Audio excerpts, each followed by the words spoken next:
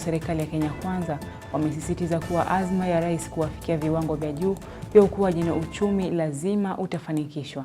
Wakiongozwa na mbunge wa Mwala na mkuu wa mipango katika chama cha UDA Vincent Kawaya, wamesema kwamba rais ana mawazo ya kufikisha Kenya katika mataifa yaliyostawi. Wamezungumza katika mkutano wa kiuchumi kaunti ya Nairobi.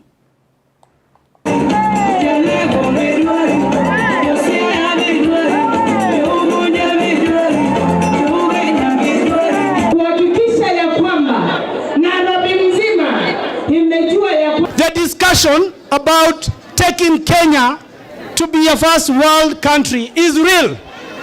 Kuna watu ambao wanasema iwezekani, na tutakubali kwa sababu fikira yao ni kidogo namna hiyo. Tutawakubalia kwa sababu they believe it cannot happen. But nataka niwaambie kwamba kuna wengine ambao wanajua inawezekana, kwa sababu some of us are action based. We believe in making things happen. Kwa hivyo wewe ukisema Kenya haiwezi kuwa first world, can you kindly speak for yourself? Because there are those of us who believe that Kenya can be taken to that particular next level. Sisi tunataka William Samoei Ruto atutoe chini, atupeleke juu.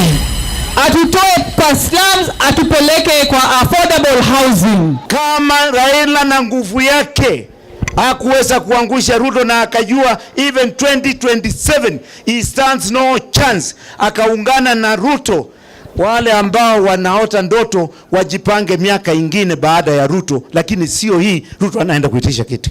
Kiongozi yeyote ambaye anagawanya watu wa Kenya, ambaye anagawanya watu wa Nairobi kwa misingi ya kikabila, kweli si kweli? Tunataka katika nchi yetu ya Kenya hii leo kuna viongozi pande mbili. Kuna wale viongozi ambao kazi yao wakiamka asubuhi ni ukabila, wakifika saa 7 ni chuki, wakifika jioni huyu ako na shares, yule hana shares.